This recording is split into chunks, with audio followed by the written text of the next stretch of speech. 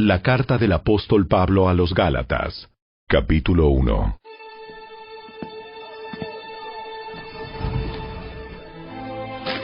Les escribo, yo, el apóstol Pablo. No fui nombrado apóstol por ningún grupo de personas, ni por ninguna autoridad humana, sino por Jesucristo mismo, y por Dios Padre, quien levantó a Jesús de los muertos. Todos los hermanos de este lugar se unen a mí para enviar esta carta que escribo a las iglesias de Galacia. Que Dios Padre y nuestro Señor Jesucristo les concedan gracia y paz. Tal como Dios nuestro Padre lo planeó, Jesús entregó su vida por nuestros pecados para rescatarnos de este mundo de maldad en el que vivimos. A Dios sea toda la gloria, por siempre y para siempre. Amén. Me escandaliza que ustedes estén apartándose tan pronto de Dios, quien los llamó a sí mismo por medio de la amorosa misericordia de Cristo. Están siguiendo un evangelio diferente que aparenta ser la buena noticia, pero no lo es en absoluto. Están siendo engañados por los que a propósito distorsionan la verdad acerca de Cristo. Si alguien, ya sea nosotros o incluso un ángel del cielo, les predica otra buena noticia diferente de la que nosotros les hemos predicado, que le caiga la maldición de Dios. Repito lo que ya hemos dicho. Si alguien predica otra buena noticia distinta de la que ustedes han recibido, que esa persona sea maldita. Queda claro que no es mi intención ganarme el favor de la gente, sino el de Dios. Si mi objetivo fuera agradar a la gente, no sería un siervo de Cristo. Amados hermanos, quiero que entiendan que el mensaje del Evangelio que predico no se basa en un simple razonamiento humano. No recibí mi mensaje de ninguna fuente humana, ni nadie me lo enseñó. En cambio, lo recibí por revelación directa de Jesucristo. Ustedes saben cómo me comportaba cuando pertenecía a la religión judía y cómo perseguí con violencia la iglesia de Dios.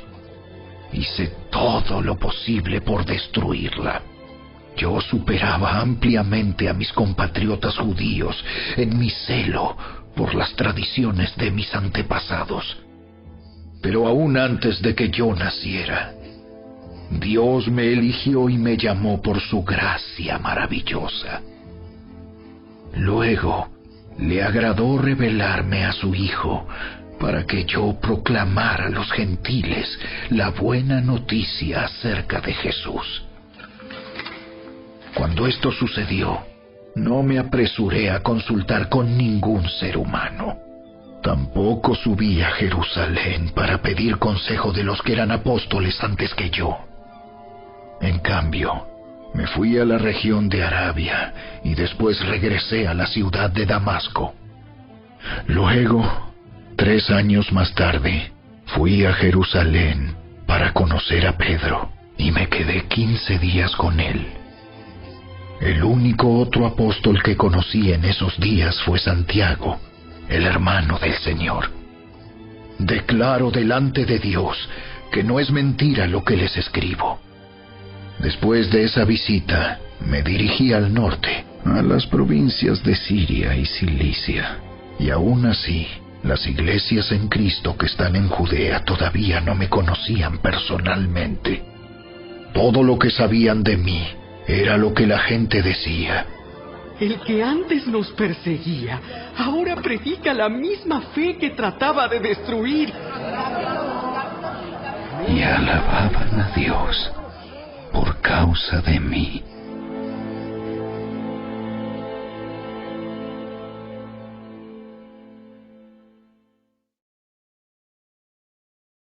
Capítulo 2. Luego, 14 años más tarde, regresé a Jerusalén esta vez con Bernabé, y Tito también vino. Fui a Jerusalén porque Dios me reveló que debía hacerlo. Durante mi tiempo allí, me reuní en privado con los que eran reconocidos como los dirigentes de la iglesia y les presenté el mensaje que predico a los gentiles. Quería asegurarme de que estábamos de acuerdo, porque temía que todos mis esfuerzos hubieran sido inútiles y que estaba corriendo la carrera en vano. Sin embargo, ellos me respaldaron y ni siquiera exigieron que mi compañero Tito se circuncidara, a pesar de que era griego.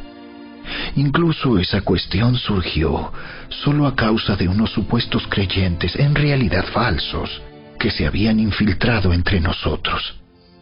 Se metieron en secreto para espiarnos y privarnos de la libertad que tenemos en Cristo Jesús, pues querían esclavizarnos y obligarnos a seguir los reglamentos judíos. Pero no nos doblegamos ante ellos, ni por un solo instante. Queríamos preservar la verdad del mensaje del Evangelio para ustedes. Los líderes de la iglesia no tenían nada que agregar a lo que yo predicaba. Dicho sea de paso, su fama de grandes líderes a mí no me afectó para nada, porque Dios no tiene favoritos. Al contrario, ellos comprendieron que Dios me había dado la responsabilidad de predicar el Evangelio a los gentiles, tal como le había dado a Pedro la responsabilidad de predicar a los judíos. Pues el mismo Dios que actuaba por medio de Pedro, apóstol a los judíos, también actuaba por medio de mí, apóstol a los gentiles. De hecho, Santiago, Pedro y Juan, quienes eran considerados pilares de la iglesia, reconocieron el don que Dios me había dado y nos aceptaron a Bernabé y a mí como sus colegas. Nos animaron a seguir predicando a los gentiles mientras ellos continuaban su tarea con los judíos. La única sugerencia que hicieron fue que siguiéramos ayudando a los pobres, algo que yo siempre tengo deseos de hacer.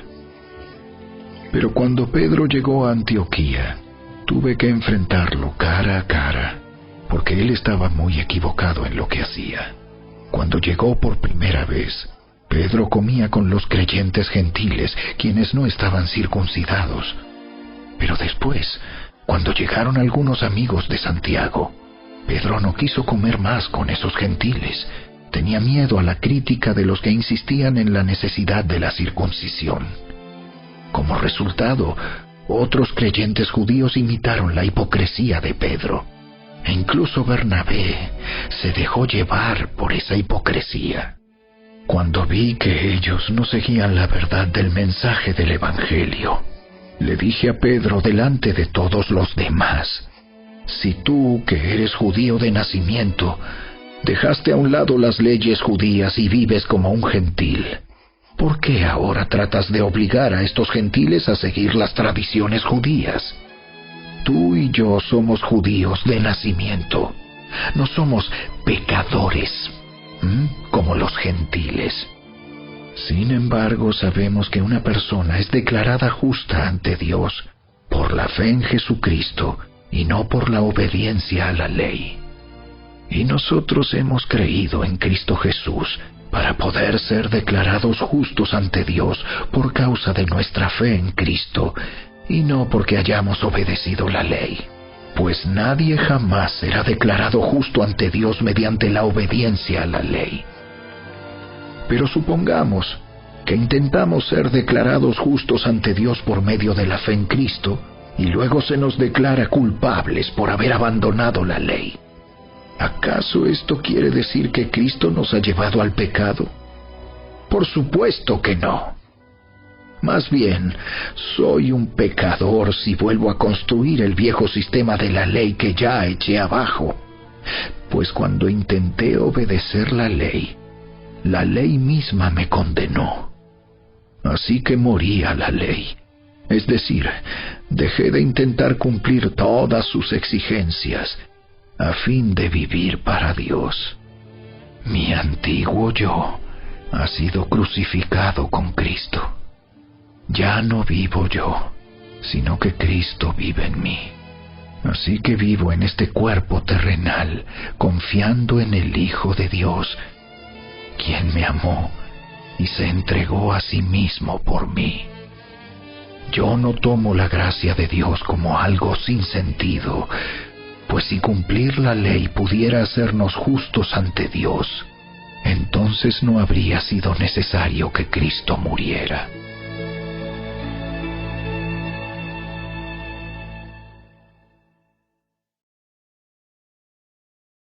Capítulo 3.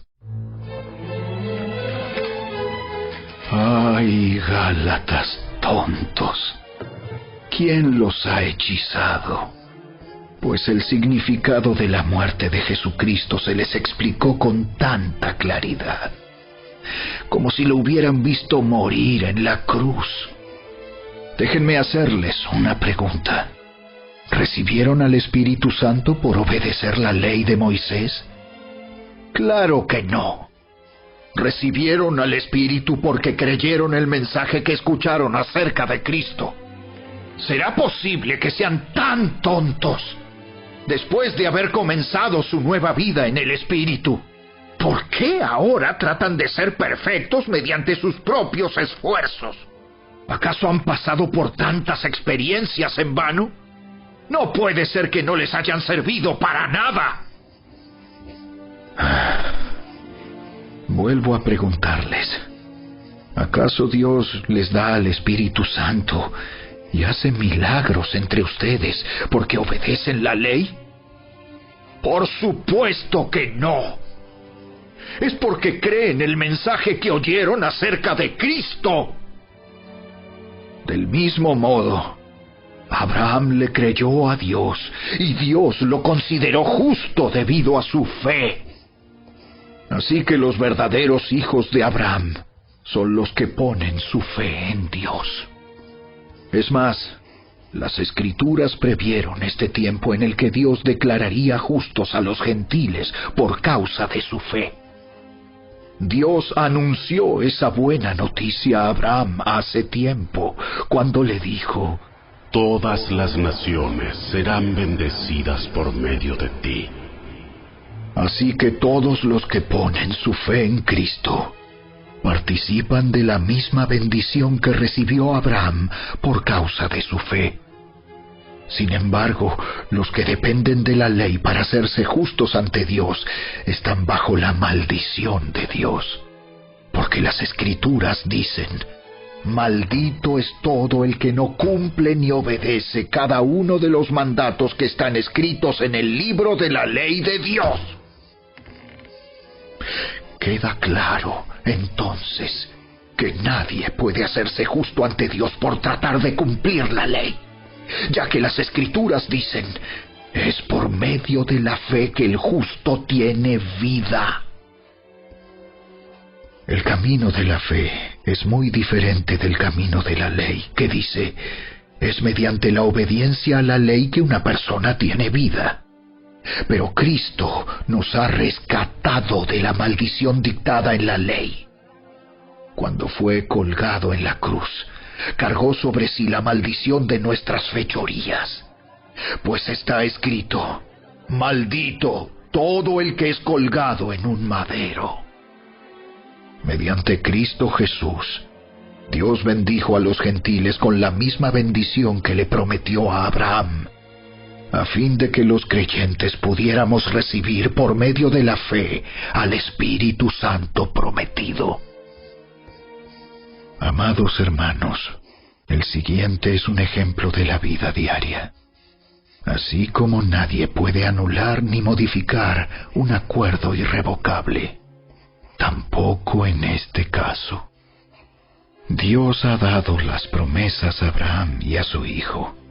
Y noten que la Escritura no dice a sus hijos, como si significara muchos descendientes. Más bien dice a su Hijo. Y eso sin duda se refiere a Cristo.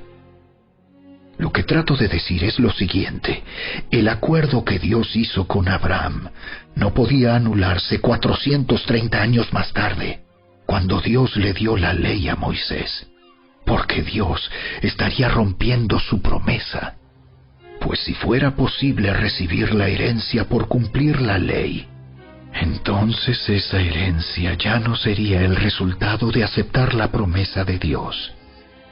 Pero Dios, por su gracia, se la concedió a Abraham mediante una promesa. Entonces, ¿para qué se entregó la ley?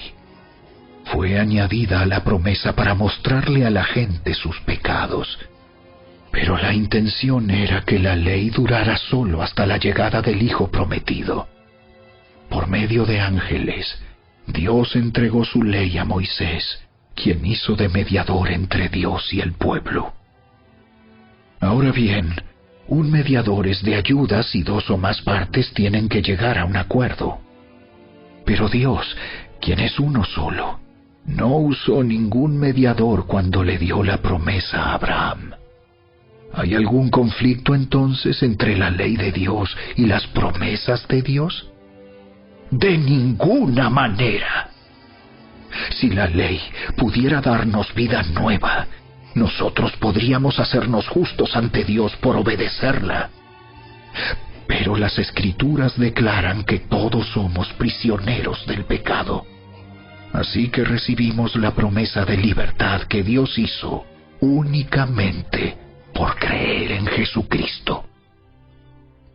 Antes de que se nos abriera el camino de la fe en Cristo, estábamos vigilados por la ley. Nos mantuvo en custodia protectora, por así decirlo, hasta que fuera revelado el camino de la fe. Dicho de otra manera, la ley fue nuestra tutora hasta que vino Cristo. Nos protegió hasta que se nos declarara justos ante Dios por medio de la fe. Y ahora que ha llegado el camino de la fe, ya no necesitamos que la ley sea nuestra tutora, pues todos ustedes son hijos de Dios por la fe en Cristo Jesús. Y todos los que fueron unidos a Cristo en el bautismo se han puesto a Cristo como si se pusieran ropa nueva. Ya no hay judío ni gentil, esclavo ni libre, hombre ni mujer, porque todos ustedes son uno en Cristo Jesús. Y ahora que pertenecen a Cristo, son verdaderos hijos de Abraham, son sus herederos, y la promesa de Dios a Abraham les pertenece a ustedes.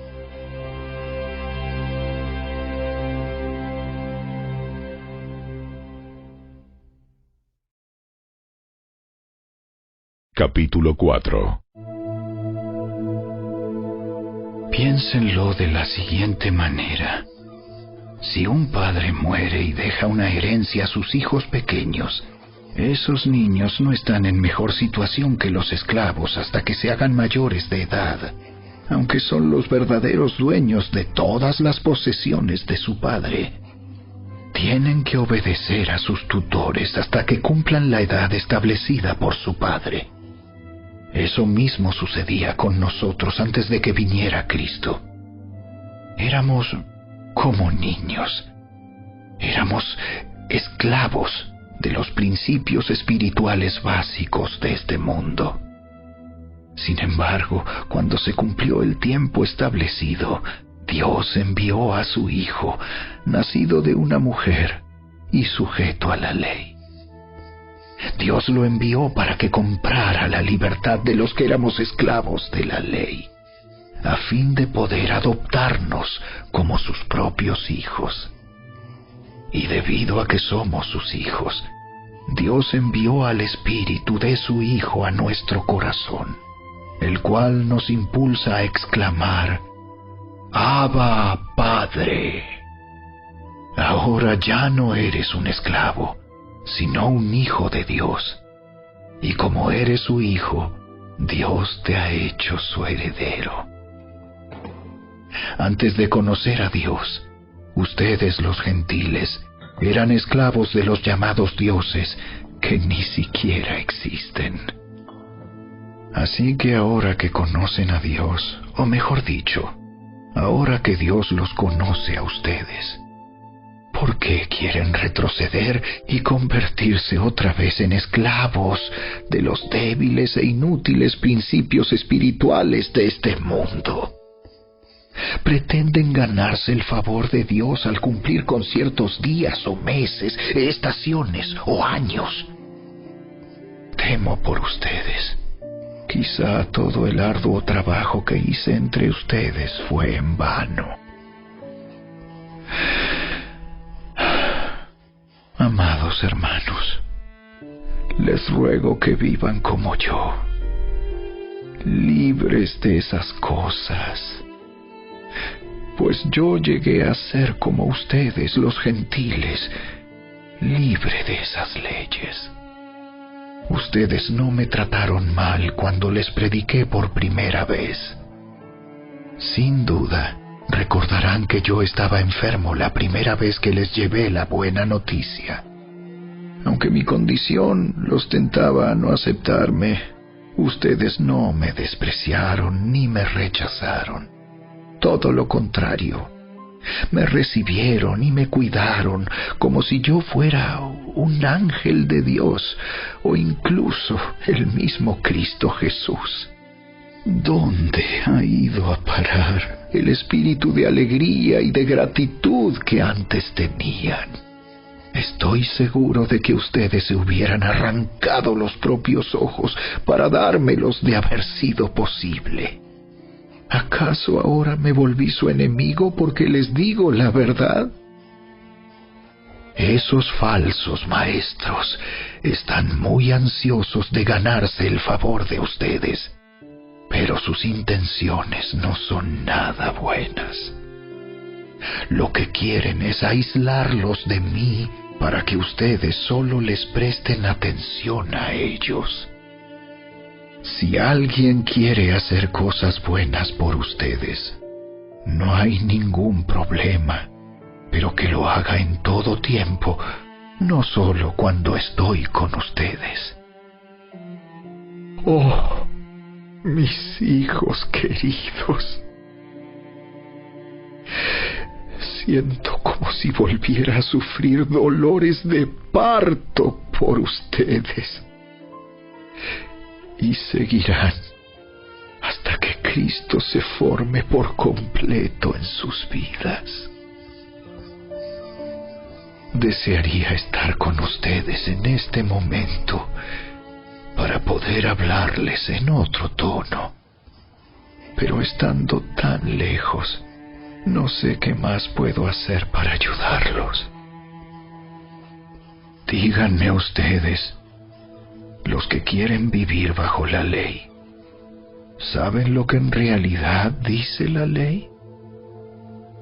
Las Escrituras dicen que Abraham tuvo 2 hijos, uno de la mujer esclava y el otro de su esposa, quien había nacido libre. El nacimiento del hijo de la esclava fue el resultado de un intento humano por lograr que se cumpliera la promesa de Dios. Pero el nacimiento del hijo de la libre fue la manera en que Dios cumplió su promesa. Esas 2 mujeres son una ilustración de los 2 pactos de Dios. La primera mujer, Agar, representa el monte Sinaí, donde el pueblo recibió la ley que los hizo esclavos. Y ahora Jerusalén es igual que el monte Sinaí, en Arabia, porque la ciudad y sus hijos viven bajo la esclavitud de la ley. Pero la otra mujer, Sara, representa la Jerusalén celestial. Ella es la mujer libre y es nuestra madre. Como dijo Isaías: Alégrate, oh mujer sin hijos, tú que nunca diste a luz. Ponte a gritar de alegría, tú que nunca tuviste dolores de parto, pues la mujer desolada ahora tiene más hijos que la que vive con su esposo. Y ustedes, amados hermanos, son hijos de la promesa igual que Isaac, pero ahora son perseguidos por los que quieren que cumplan la ley, tal como Ismael, el hijo que nació del esfuerzo humano, persiguió a Isaac, el Hijo que nació por el poder del Espíritu. Pero ¿qué dicen las Escrituras al respecto? Echa fuera a la esclava y a su hijo, porque el hijo de la mujer esclava no compartirá la herencia del hijo de la mujer libre. Así que, amados hermanos, no somos hijos de la mujer esclava, somos hijos de la mujer libre.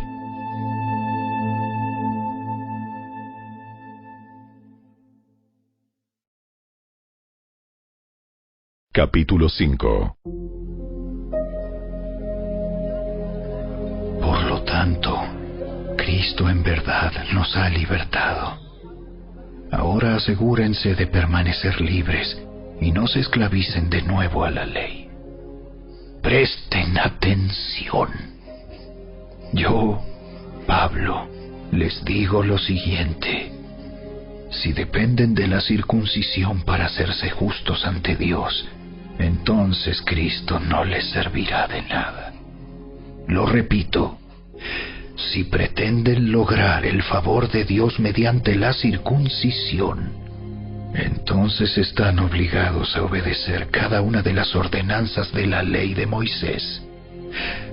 Pues si ustedes pretenden hacerse justos ante Dios por cumplir la ley, han quedado separados de Cristo. Han caído de la gracia de Dios. Sin embargo, los que vivimos por el Espíritu esperamos con anhelo recibir por la fe la justicia que Dios nos ha prometido. Pues una vez que depositamos nuestra fe en Cristo Jesús, de nada sirve estar o no circuncidado. Lo importante es la fe que se expresa por medio del amor. Ustedes corrían muy bien la carrera. ¿Quién les impidió seguir la verdad? Seguro que no fue Dios, porque Él es quien los llamó a ser libres. Esa falsa enseñanza es como un poquito de levadura que impregna toda la masa. Confío en que el Señor los guardará de creer falsas enseñanzas.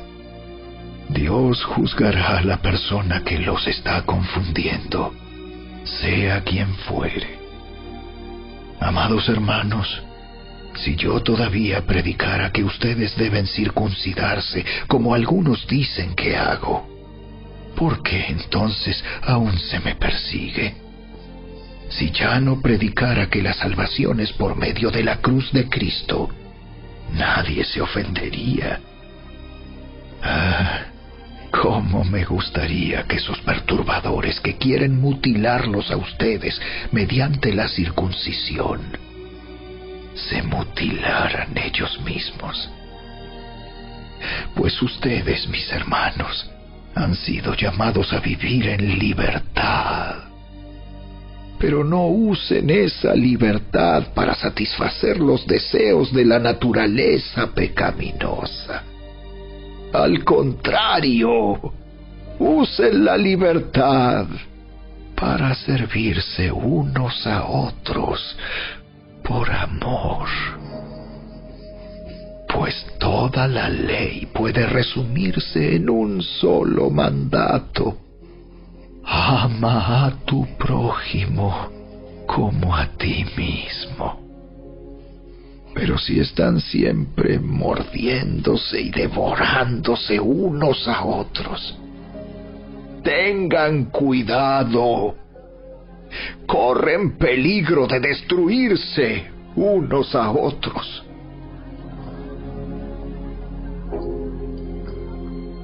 Por eso les digo, dejen que el Espíritu Santo los guíe en la vida. Entonces no se dejarán llevar por los impulsos de la naturaleza pecaminosa. La naturaleza pecaminosa desea hacer el mal, que es precisamente lo contrario de lo que quiere el Espíritu.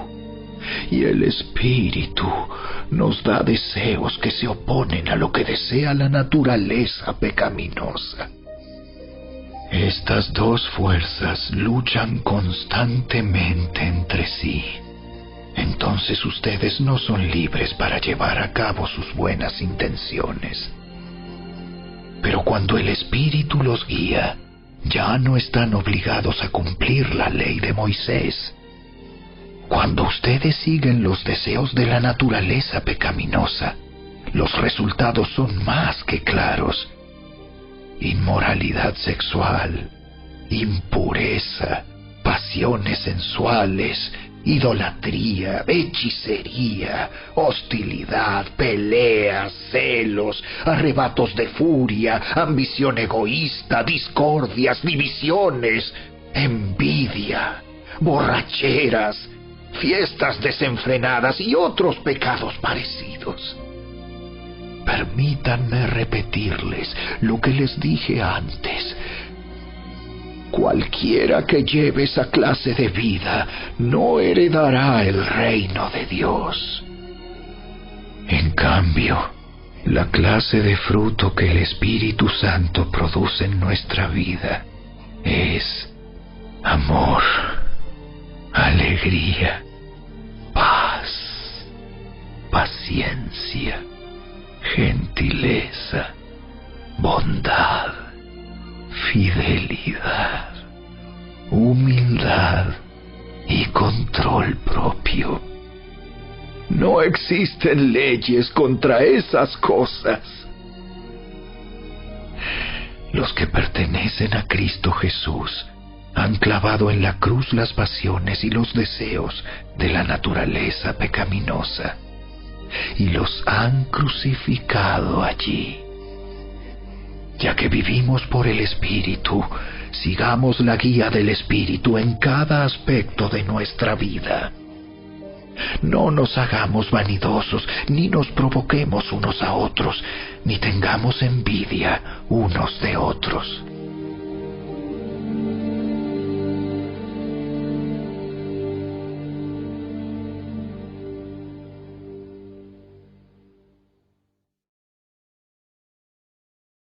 Capítulo 6.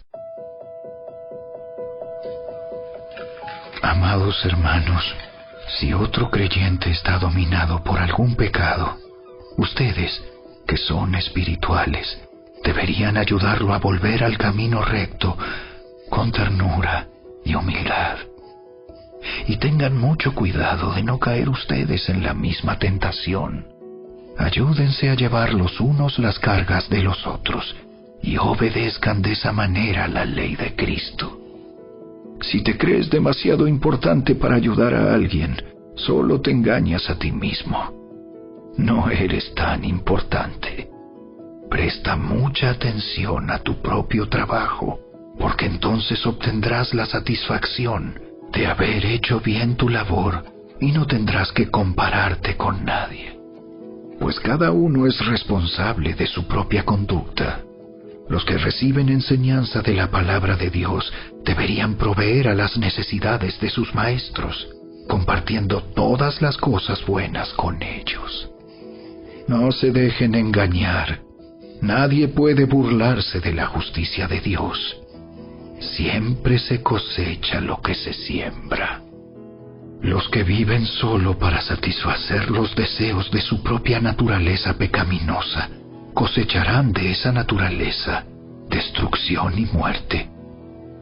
Pero los que viven para agradar al Espíritu, del Espíritu, cosecharán vida eterna. Así que no nos cansemos de hacer el bien. A su debido tiempo cosecharemos numerosas bendiciones si no nos damos por vencidos. Por lo tanto, siempre que tengamos la oportunidad, hagamos el bien a todos, en especial a los de la familia de la fe. Fíjense que uso letras grandes para escribirles de mi propio puño y letra estas últimas palabras. Los que tratan de obligarlos a circuncidarse lo hacen para quedar bien con otros. No quieren ser perseguidos por enseñar que solo la cruz de Cristo salva. Ni siquiera los que luchan a favor de la circuncisión cumplen toda la ley. Solo quieren que ustedes se circunciden para poder jactarse de ello y decir a todos que ustedes son sus discípulos. En cuanto a mí, que nunca me jacte de otra cosa que no sea la cruz de nuestro Señor Jesucristo. Debido a esa cruz, mi interés por este mundo fue crucificado, y el interés del mundo por mí también ha muerto. No importa si fuimos o no circuncidados, lo importante es que hayamos sido transformados en una creación nueva. Que la paz y la misericordia de Dios sean con todos los que viven según ese principio. Ellos son el nuevo pueblo de Dios. De ahora en adelante, que nadie me cause problemas con esas cosas, pues yo llevo en mi cuerpo cicatrices que muestran que pertenezco a Jesús. Amados hermanos, que la gracia de nuestro Señor Jesucristo sea con el espíritu de cada uno de ustedes. Amén.